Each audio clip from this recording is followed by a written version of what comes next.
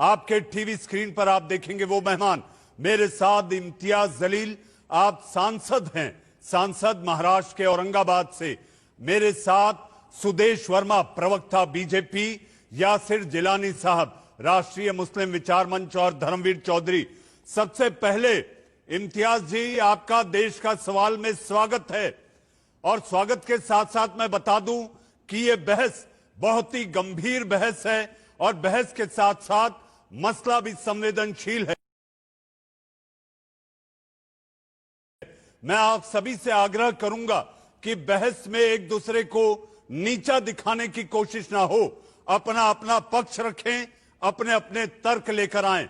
सबसे पहले इम्तियाज जी, मेरा सवाल आपसे, पहले वबा तो टल जाती, आपने बात कर दी कि सामूहिक तौर पर नमाज कर देंगे तो कोरोना भाग जाएगा। देखिए, हमने ऐसा कुछ नहीं कहा है कि सामूहिक तौर से नमाज पढ़ देंगे। हमने एक बात कही है कि पिछले 4 महीनों के अंदर सब कुछ करके देख लिया गया है, इसके बावजूद भी कोरोना है। अब हम लोगों से यही कह रहे हैं कि एहतियात करिएगा, जितना अपना आपको मास्क निकालकर पहनकर जाना है, बाहर सोशल डिस्टेंसिंग करना है, जो जो चीजें करना है वो आप करिएगा। आपने कारोबार शुरू कर दिए, धंधा शुरू कर दिया, दुकानें शुरू कर डाली, हर चीज शुरू कर दिया आपने। बाजारों के अंदर हजारों से लोग हैं तो 2-2 घंटे वहां पर घूमते हैं, देखते हैं, कुछ होता नहीं है।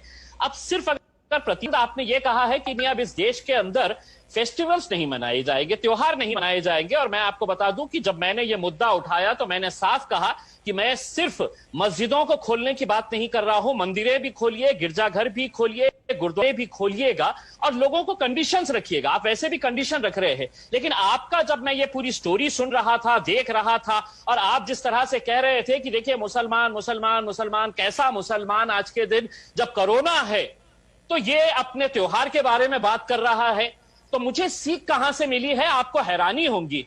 इस मुल्क के मुसलमानों को यह समझ में आया कि जब इस मुल्क का वजीर आजम 5 तारीख के दिन अपनी आस्था के लिए अयोध्या जा सकते हैं और वो सब कुछ कर सकते हैं, तो मेरे मन में एक सवाल आया कि तुम करे तो लीला और हम करे तो गुनाह, ये कहां की बात है? अगर कोरोना है तो आज मुल्क के वजीर आजम को यह मालूम नहीं है, प्रधानमंत्री को यह मालूम नहीं है कि आज भी ग्रामीण इलाकों के अंदर, रूरल एरियाज के अंदर, शहरों के अंदर वेंटिलेटर्स नहीं है, वहां पर अस्पताल के अंदर डॉक्टर्स को आज भी कितनी दिक्कतों का सामना करना पड़ रहा है।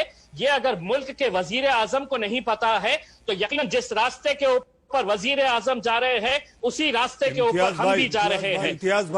इम्तियाज भाई, मेरा आपसे सवाल है, आप जिस राज्य से आते हैं, आप जिस इलाके में आते हैं, इस समय कोरोना संक्रमण के जो आंकड़े हैं आपसे बेहतर कौन जानता होगा।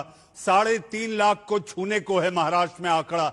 ऐसी सूरत में आपकी मांग है बाजार खोल दिए जाएं, ऐसी सूरत में सामूहिक रूप से नमाज अदा की जाए, और अगर अल्लाह की इबादत करनी है तो अल्लाह की इबादत घर में रहकर भी की जा सकती है।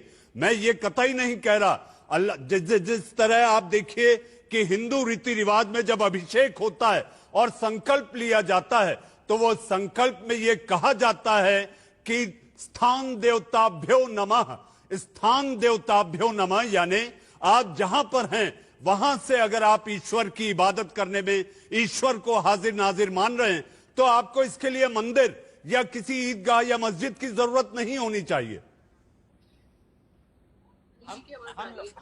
हम लोग जो है इस मुल्क के अंदर ही नहीं, पूरे दुनिया भर में दो ही त्योहार मनाए जाते हैं, एक रमजान ईद और एक ईद उल अजहा। रमजान ईद 30 दिन पूरे मुल्क के मुसलमानों ने अपने घरों में नमाजें अदा की, तरावी मस्जिदों में ना जाकर अपने घरों के अंदर इबादत की। ईद की नमाज जो बहुत ही मुसलमानों को इंतजार रहता है ईद के दिन का, वो नमाज भी मुसलमानों ने अपने घर के अंदर अदा की है। अब ऐसे हालात के अंदर हमने बाजारों को खोलने की बात नहीं की, शुरुआत तो आपने की और आपकी सरकार ने यह कहा कि नहीं, अब सबसे पहले देश के अंदर खुलेगा तो शराब की दुकानें खुलेगी, तो शराब की दुकानें आपने खोल दिए हैं। हमारा सिर्फ यही कहना है, अगर ये जितने भी तर्क आप लगा रहे हैं कि आपने मस्जिदें नहीं खोलना चाहिए, मस्जिदों में नहीं जाना चाहिए, तो फिर मेरा आपसे सिर्फ एक ही सवाल है, उसका आप जवाब दे दीजिएगा, या जो भी पैनल के ऊपर बैठे हैं वो इसका जवाब मुझे दे दीजिएगा कि 5 तारीख के दिन तक इम्तियाज भाई, इम्तियाज भाई, इम्तियाज भाई, दूसरे माननीय जो हरे कालीन पर आपके साथ चलते हैं वो भी इस समय इस पैनल में मौजूद हैं।